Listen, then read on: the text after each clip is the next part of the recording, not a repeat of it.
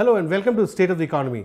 Today we have with us Union Minister for Commerce, Industry and Textiles, Mr. Anand Sharma, who has been in the forefront of politically communicating, as it were, the benefits of foreign investment in multi-brand retail over the last 3 weeks. Welcome to our show, Mr. Sharma. It must have been a very hectic 3-4 weeks. You've been purposefully hectic. Yeah, you've been all over the place trying to you've been the government's chief political communicator. Tell me what has the experience been? What sort of opposition have you so far encountered, and how are you countering them through arguments, debates, etc.? You see, the opposition is on expected lines. We were anticipating that political posturing will be there when it comes to the principal opposition party, the Bharatiya Janata Party. They have a partisan agenda. It's not a philosophy or ideology or conviction which is making them say what they are. Opposing for the sake of it, is it? Well, as I said, it's pure partisan politics. Because when they were in government, they had a different philosophy. When they are in opposition, they have a different philosophy. Therefore, if you lack conviction, then your taking a particular position can only be termed as cynical and hypocritical approach or pure opportunism. Having said that, there are political parties who may have reservations on other considerations. For example, the left front. The left front remains rooted or frozen where they were decades ago. It's the blinkered ideology. So they oppose it, we understand. So you think left is more ideologically consistent as opposed to BJP? Exactly, in that sense, yeah. Exactly. But I pity their bankruptcy also. They should look at what is happening elsewhere in the world, including in countries which are termed as communist or socialist countries. Yeah. Social democracies like Germany, etc. Yeah. You cannot remain rooted. You have to move on. Nations progress, economies evolve. Accordingly, institutions are built. You cannot have minds which are non-productive but frozen. That's the difference. But we have taken all aspects into consideration. India's complexity, its diversity, the socio-economic realities. We have talked to all the stakeholders. It has been a long process. It's not a decision which has been made overnight. It's taken us more than 2 years. I believe you also received letters from people like Sukhbir Badal and others welcoming the move. Yes, you're right. And subsequently, some of these people, again for reasons of posturing, perhaps they're not acknowledging their earlier support? I'll explain. You see, when we say stakeholders consultations were very intense nationwide, these included the states, the farmers' unions, confederations, consumers' confederations, industry and commerce chambers, also small and medium industry in particular, who have been given a special dispensation. Now, these consultations were at various levels. Parliament Standing Committee did one, the Ministry of Food and Consumer Affairs, and my ministry, the Department of Industrial Policy and Promotion. Now, when we did that, mixed responses were there. You cannot expect everybody to come with the same viewpoint. This you started 2 years ago, right? 2010, March, April to be precise, we came out so with the discussion paper. Process, yeah. Oh yes, it has been. And last year when this decision was made on 24th of November, it got trapped in very hostile environment in Parliament. Parliament was not being allowed to function. So we said that, okay, on 7th of December last year, the then Finance Minister and the Leader of the House, Shri Pranab Mukherjee, informed the Parliament that we are suspending the implementation until more consensus is evolved and we'll have more consultations, which we did in all sincerity. What government has done, the entire exercise has been inclusive, democratic and transparent. Yeah, what I find much more interesting is that you have given states the choice. I was about to come to that, that during the consultation process, 2 of the BJP ruled states strongly asked for it, including Himachal, which is my home state, and Gujarat. Punjab also. And when we were contemplating taking a decision of moving the cabinet last year, I received in writing from the Punjab government, the Deputy Chief Minister Sukhbir Badal, demanding that the centre should come up with this policy, because Punjab farmers will benefit. It will create jobs in rural areas. And I was very happy that they have appreciated they wanted the merits. to implement it the way they felt was right. No, not even that. But later when I talked to Mamata Banerjee, she said that, well, she has a different dynamics in Bengal. And this is the real account of a conversation. I have left front to cope with. And I was pleading with her that the only way to counter left front is that you should attract investment, encourage industry and manufacturing and job creation. But she said that, well, we will find it difficult. She didn't say anything beyond that. After that, given the stridency of the opposition, when I met with her, I had 3 meetings with her. I also, subsequent to 7th of December last year, wrote to all the chief ministers, personally met almost all, except 2, I'll say, but I had a telephonic conversation, long one, with Nitish Kumar. Most of the other chief ministers I would have met, including of the BJP ruled states. Nitish was always a bit skeptical, right? Well, it's a question of, he's a good man, but maybe he is not having the adequate comprehension of this and not looking at the merits of it, that unlike other countries, we have taken abundant precautions. That's why this policy has a distinct Indian imprint, Indian signature, and the conditionalities that we have put in, no other country has ever done it. But when I again met with Mamata, she brought in her manifesto. But when I went through her manifesto in English for the assembly elections, it talks of the same thing what we are seeking to do, farm to fork. But then she said it is in my Lok Sabha manifesto. Subsequently, it has been divulged, because I don't read Bengali, that it is not there even in the Lok Sabha manifesto. But people say it was in their vision, it was in BJP's vision document, I think. No, BJP's vision document had it in 2000. That they will do it. Yeah, sure. No, BJP, when they were in government, they were not thinking about the issues that I have referred to, where we have made it mandatory that 50% of the investment has to be in the back-end infrastructure. So this means rural areas, where agro-processing, food processing, modern warehousing. Politically, what's your sense? My sense is that parties which have to predominantly also look at farmers' interests, they seem to be more for it. And parties which have traders and small grocers as their main or core constituency, as it were, maybe BJP perhaps, they are thinking differently. Now, do you think it's coming? BJP has double standards. It's coming to a point where farmers because farmers obviously far outnumber farmers and consumers. Consumers far outnumber retailers. No, but let me tell you, it's again the flawed approach of the BJP. When they were in government, they were ready with the GOM note. All the consultation processes were completed to bring in FDI 100% without any conditionalities, what I refer to. Sure.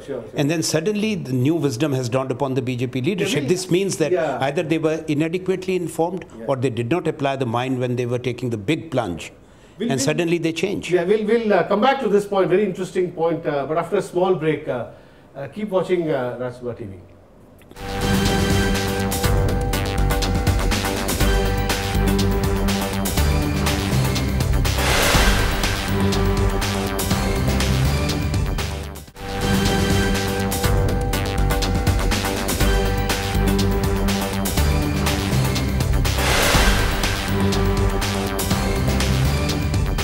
Welcome to State of the Economy. We are having a very interesting conversation on foreign investment in multi-brand retail and its political dynamics with the Union Minister for Commerce, Industry and Textiles, Mr. Anand Sharma. Mr. Sharma, you made a very interesting point. BJP came up with a policy with a note which went to the GOM during their period, 100% FDI, and now suddenly they've changed. Now, there is a perception that possibly today BJP, for lack of a very strong leadership like Atal Bihari Vajpayee, whether you like it or not, much more modern outlook, there is a perception that RSS and the old Swadeshi Jagran group, Jagran Manch group within the BJP possibly may have maybe dominating the discourse at this point. Venu, Is that what your feedback also is, since you have been talking to various constituencies? You see, we have talked to everyone. Now, we tried to create a consensus. I'm clear that we have a consensus. Consensus amongst the farmers, amongst the consumers, the cottage, medium and small enterprises. All the chief farm groups, they all the major this. ones except those who have political affiliation either to the BJP or to the left front. The rest, when you, BKU, Bharatiya Kisan Union, Shetkari Sangatana, SEFMA, Sharad Joshi, All India Fruit and Vegetable Growers Association, Bharatiya Krishak Samaj, they all have come out openly. These are not Congress affiliated. You had conversations with them separately, each one of them? Of course. You see, nobody can say that they were not part of the process of consultations. But what I have to say about the BJP is, irrespective of their leadership or the lack of it today, it's not that simple. They are trying to create panic in the country. They are not appreciating the benefits for the farmers. The fact that we are the second largest fruit and vegetable consumer producing country in the world, our post-harvest losses, this is the ICRIER study, is anywhere between 35 and 40%. Now, it's so well documented. Now, how do we address that? Only by creating the infrastructure. BJP is quoting some other report saying that probably it's 18 or 20, but that's quibbling. No, 18, 20 it is, 40, yeah. it is for food grains, it could be anywhere between 14 and 18. Okay. I'm talking of fruits and vegetables, the perishables. It's much higher, yeah. Much higher. Because you don't have a refrigerated transportation. Yeah. You do not have the integrated chain. So that a vegetable which is produced in Assam or in Calcutta or Bengal, it should reach the markets of the north. Similarly, what is produced in Jammu, Kashmir, Uttarakhand or Himachal should reach Trivandrum or Chennai. That is the kind of integrated chain we are talking about. And when you will be able to sell what you have here, another thing is that gets exported out because these are global retailers. The larger issue is that we have made another condition here. That is, manufacturing has to be in India. So 30% of sourcing has to be from MSMEs. This is mandatory? It's mandatory. Okay. So nobody can say... This is the Indian signature that you're talking about? You see, we are the largest, the world's best producer of cotton, textiles.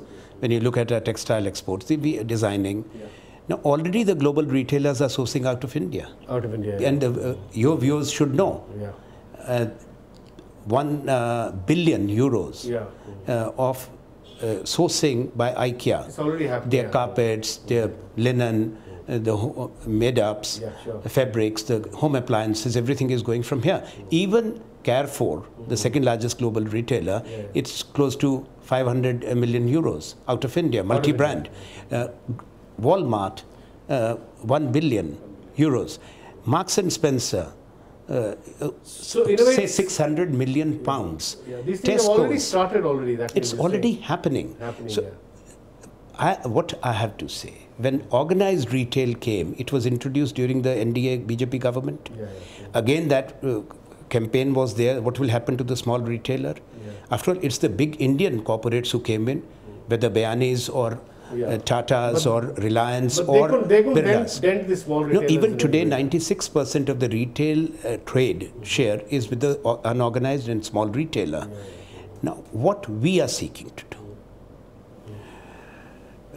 A, dispel that impression, B, protect the small retailer.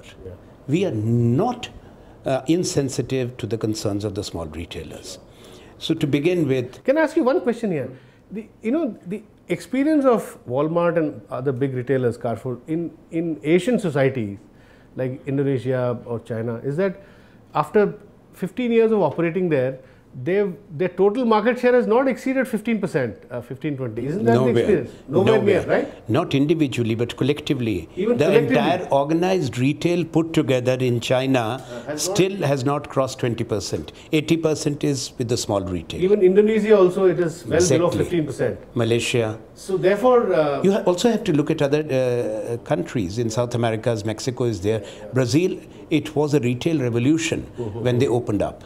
But they don't have any conditionality. so why do you think that in Asian societies, they have not succeeded in really dominating Nowhere, the you discourse? see, Whereas in the West, maybe homogeneous, smaller Western societies, they have dominated, but not in these Asian are society. countries which are diverse. Yeah, Now, maybe diversity is the issue. Secondly, you have small towns. India has 8,000 cities and towns. But through the current policy, only 53 cities, if all states come on board, can implement it. Okay, yeah. Right? Now, only 10 states so far have come forward. Say 30 odd cities would come in. Smaller states, border states have been given a special dispensation to make their own determination about the largest city to open up the front You're saying end. with 30 states, how much market share can you get? What I'm saying here, that the rest, what will be this scales of economy? When you are bringing in investment of few $100 million, investing, then these are major global retailers, they have to sell. If you are already sourcing from India, and you will then set up the manufacturing bases in India, processing industries in India, then you will definitely take it out. The country will earn foreign exchange, both ways, through investment and through exports. I think Walmart, 60% of their global products are sourced from China. That is a figure, 60% of their. Well, I hope that things will change. If they are sourcing 1 billion out of India, this should go up in a multiple of 5. Some of that could probably shift here. No, some, because our policy mandates manufacturing facilities to be set up here. But I have one thing to say. Licensed retailer in India, the small retailer, will be buying from the big retailer at the cash and carry point, the wholesale point. So nobody is going to displace your mom and pop stores or the neighborhood stores. These stores need huge space. And these will be outside the city limits, right? But they need big space. They are not going to come in your neighborhood. They are not going to take over the corner stores. What is happening in Delhi? You have Metro. Calcutta, you have Metro and Spencer's. Walmart cash and carry stores are there in Punjab, in Uttar Pradesh. So the small retailer, licensed trader, goes and buys from them and sells at the MRP price at his or her shop. So they are actually benefiting. They are not at all injured in any manner. That happened with Reliance Fresh also. Retailers bought vegetables and sold it to customers, smaller customers. But they are doing it. Birlas are in retail, Bayanis are in retail. What I'm saying here, that money is already there in organized retail. Investment is permitted. Only difference is that you are allowing foreign direct investment. You tell me, if you can invest rupees, good. But if you invest in dollars or euros or pound sterling, it's the color of the money. Perfectly logical. If you allow domestic retail, big retailers, why not foreign retailers? That logic, of course, is well taken. And we'll take a small break here, Mr. Sharma. And please don't go away and keep watching Rajya Sabha television.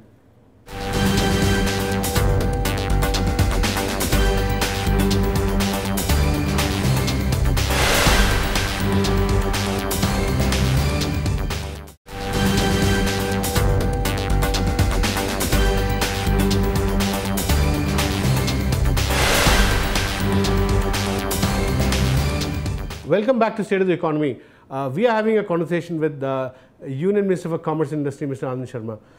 Mr. Sharma, now I would now move to the bigger political question of the UPA really sort of carpet bombing with reforms, starting of course with what you did, and now civil aviation we did, now broadcasting.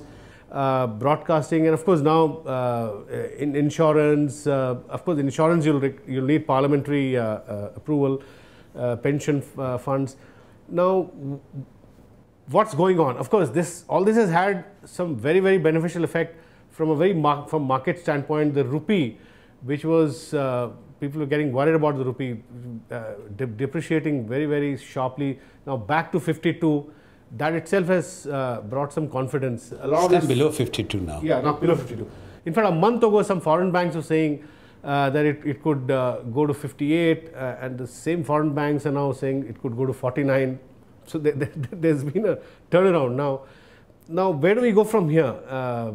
How do you think all these reforms will be brought to fruition in due course? Do you think that it's earlier not much was being done, now it's like a T20 match, like you're trying to hit sixes every day? I'll say one thing. What serves the national interest of India should be supreme and respected, and national interest cannot be made subservient to partisan politics. We have taken decisions in the larger interest of the country. We have been fair and democratic. See, we are a constitutional democracy. The Constitution of India confers equal rights on all the states. Going back to the multi-brand, we have left it to the states. So a state which does not want it, whether it's Bengal or Bihar, they may make their own determination and decision, and we will respect that. It's perfectly democratic. Yeah. At the same time, there are other democratically elected chief ministers and governments who have made their own decision. Their rights cannot be denied, but must be respected. No one chief minister can go to another state, like Mamata Banerjee came to Delhi. Now, Sheila Dikshit is one of the first chief ministers who wanted it. And they have announced it. They are amending the APMC Act. So you cannot come to Delhi and say, I will not allow Delhi's government to do it or not allow Haryana to do it. It's like no other chief minister can go to another state to say that you do this thing. I think the only Congress state which is still a bit reluctant is Kerala, right? For their own reasons. Well, they have their own dynamics. We have not made a distinction between Congress and non-Congress. Yeah. It is the states of the union. We are the central government. Okay. So that is there. But when it comes to politics, it is expected of us to take decisions. You know, in the fragile situation that we were in, the economy has been under stress because of global scenario, contraction in demand, impeding or slowing down flow of investments. What do we do in that scenario? Allow the rupee to collapse, allow the trade account deficit or the current account deficit to go out of control, or take decisions. Decisions have to be made, and we are a government which has an abiding commitment to reforms. We are a government which is determined to take decisions which serve India's interest. So do you, this sudden burst of reforms were also partly aimed at repairing the situation which had worsened over the last... we could not have continued with this situation. We have to take these decisions. The other narrative, Mr. Sharma, is that the UPA has very, very thoughtfully and very consciously put reforms at the center of the political debate. And you're, in some ways, are you also trying to call the bluff of other parties, making them take a stand on all these issues? See, Venu, the policy... Will this lead up to the election? That's what I'm asking. Policy formulation is the prerogative of the elected government of the day. Sure. We took the decisions last 24th of November. Last year, there were major decisions made. On 24th October, the National Manufacturing Policy was rolled out. This is perhaps one of the biggest policy initiatives which will be transformative for this country. Then a month later, we took the decision allowing 100% FDI in single brand retail, which we notified. This 51% in multi-brand got trapped because of the strident opposition. Now we have gone ahead after another round of consultations. So it's not a flurry. We don't want to change the discourse. We want the right political discourse to take place. Mr. Sharma, what I'm saying that, as far as I'm concerned, I'm not complaining. In fact, it's a great thing that real economic issues are at the center of a political debate today. So the change of discourse was important. In some ways is beneficial. People are debating these issues. Let me put it this way. No, what I'm saying, you need not be defensive. No, I'm not. That the discourse has changed. No, what I'm saying that it has changed for the good. Yeah. Otherwise, self-flagellation had become a national pastime, a shrill discourse, subversion of institutions, undermining reputations and individuals. That cannot be the perpetual political discourse in India. Exactly. We are a country where there are enough wise men and women.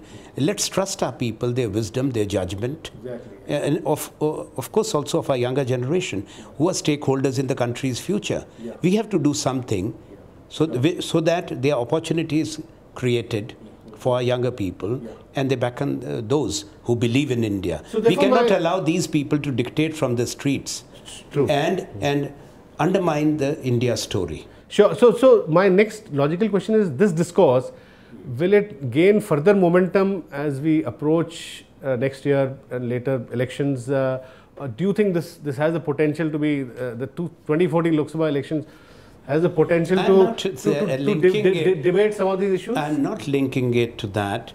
But what is happening today? After a long time, when our opponents were trying to create an atmosphere where decisions were being made difficult to take, when the atmosphere was vitiated, and the elected government was being prevented from doing what is correct. Now, they have to bear in mind that we are also a political movement and the largest political party of the country. You cannot say anybody getting up and saying that Congress should not do that. People voted us. And we will therefore take decisions. We have full faith, and we will go to the people. Let the people judge. People will see through them and their agendas. Do you think, Mr. Sharma, do you think the new Aam Aadmi is for economic globalization? Now, globalization is not a halfway house. You can't go halfway and then pull back. More importantly, you live in an integrated world. But does he understand the benefits flowing from that? What's your experience? Today, technology has made the world so small. Today, the youngsters are more tech-savvy than you and me. They understand. But you see, people have to realize whenever a big decision has been made, the noise is also very loud. Go back to 80s, when Rajiv Gandhi talked of 21st century, when he talked of information technology revolution, communication revolution. Was there not Bharat Bandh like this time? BJP and the left together? Yeah, the fear of the unknown, as it were. Yes, and what has happened? At that time, they were saying that this Rajiv Gandhi decision will take away jobs, destroy the future of the youth. The banks and all will be computerized. Today, ATMs are there. Everybody is linked to computers. That has empowered our people. It has led to financial inclusion. Today people are paying their bills on mobile phones. They are doing banking on mobile phones. Look what it has brought about, the transformation. And India has leapfrogged to become a global leader in IT-enabled services. Do you think that our people are not seeing that? They are the beneficiaries of that, and they will be beneficiaries of the decision we are making today. Sure, we'll see how this discourse around reforms really pan out over the next year and a half. Good to have you on our show. Thanks, Mr. Sharma. Appreciate having you. That's all we have in this edition of State of the Economy. We'll be back soon next week. Thank you.